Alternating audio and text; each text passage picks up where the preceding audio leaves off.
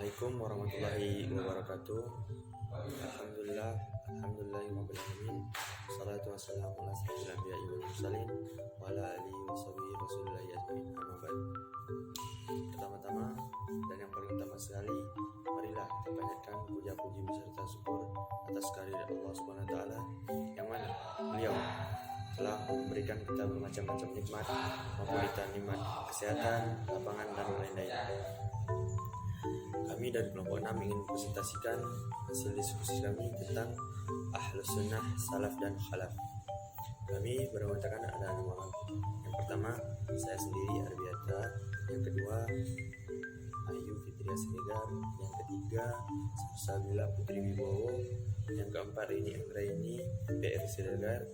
Yang kelima, Nurul Mahda. Yang keenam, Nur Hafni Bahri Siambatan. Jangan lupa like, share, komen, dan subscribe ya. Oke, baik. Ditonton ya. Baiklah, di sini saya akan menjelaskan mengenai tentang pengertian. Jadi, berbagai pemikiran yang tumbuh dalam masyarakat Muslim mendapatkan pengakuan yang apresiatif, keterbukaan yang demikian lebar untuk menerima berbagai pendapat. Menjadikan Ahlus Sunnah wal Jamaah memiliki kemampuan untuk meredam berbagai konflik internal umat.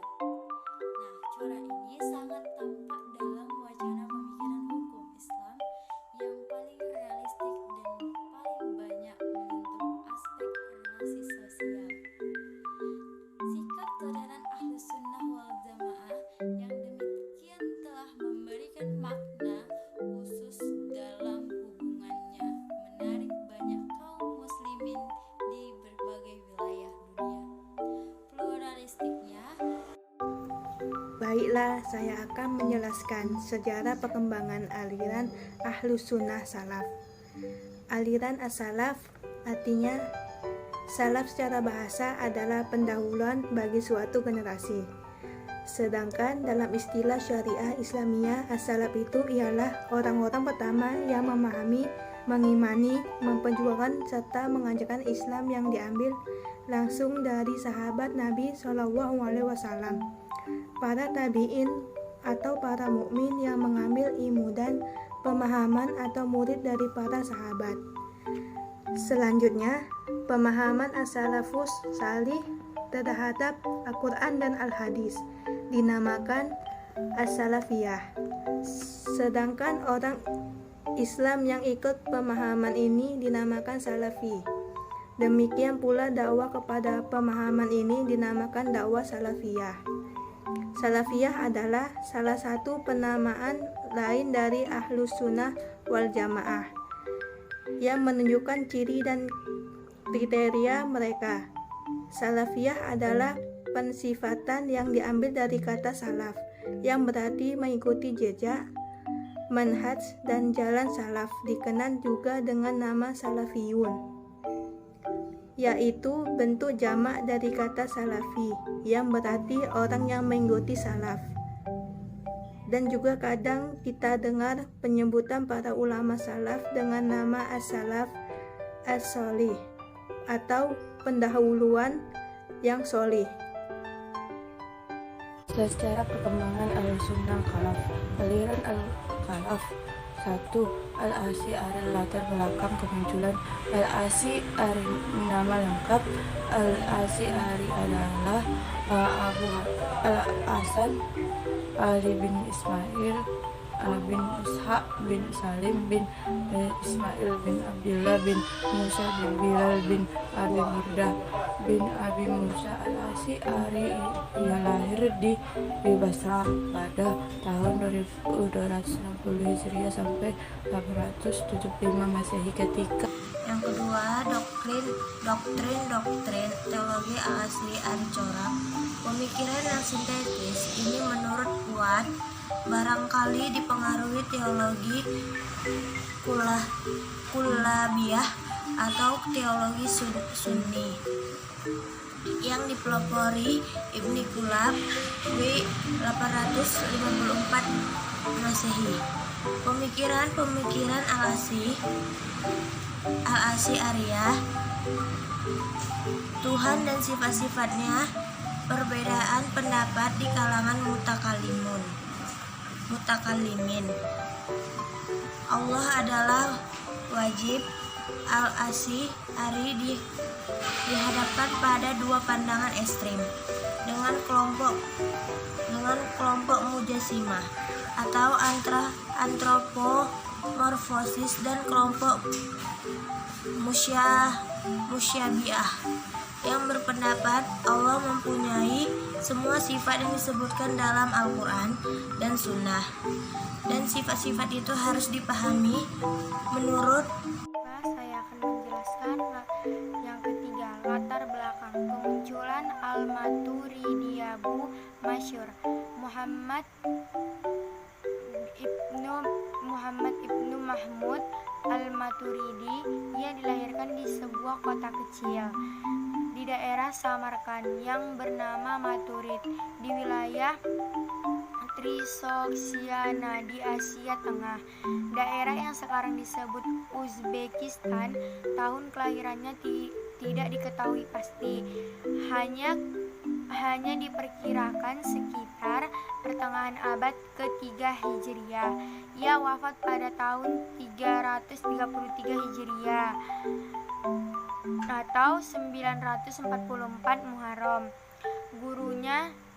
Gurunya dalam bidang fikih dan teologi yang bernama Nasir bin Yahya al-Balak.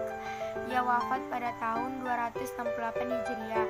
Al-Maturidi hidup pada masa Khalifah Al-Mutawakkil yang memerintah pada tahun 232 sampai 274 Hijriah atau 847 sampai 861 Masehi.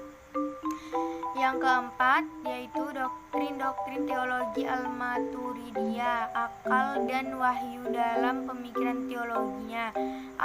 Al-Maturidiyah berdasarkan pada Al-Quran dan akal. Dalam bab ini ia sama dengan Al-Asy'ari. Menurut Al-Maturidiyah, mengetahui Tuhan dan sesuai dengan ayat-ayat Al-Quran yang memerintahkan agar manusia menggunakan akal dalam usaha memperoleh pengetahuan dan keimanannya terhadap Allah melalui pengamatan dan pemikiran yang ciptaan Tuhan, karena segala sesuatu dalam wujud ini adalah ciptaannya. Dalam hal ini Al-Maturidiyah mempertemukan antara ikhtiar sebagai pembuatan manusia dan kudrat Tuhan sebagai pencipta perbuatan manusia. Al-Maturidi mempertemukan antara ikhtiar sebagai perbuatan manusia dan kudrat Tuhan sebagai pencipta perbuatan manusia, kekuasaan dan kehendak mutlak Tuhan sekalipun. Golongan ini tidak se-ekstrim Asy'ariyah yang memiliki paham yang mendekat dengan Asy'ariyah.